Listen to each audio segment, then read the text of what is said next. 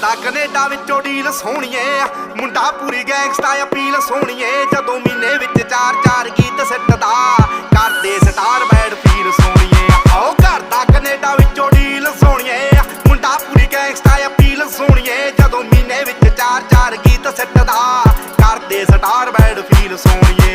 ਜੋ copy cat ਬਣੇ ਗੀਤਕਾਰ ਸਾਲੇ ਨੇ, ਪਾੜ ਪਾੜ ਸਿੱਟਣੇ ਆ ਮੂਸੇ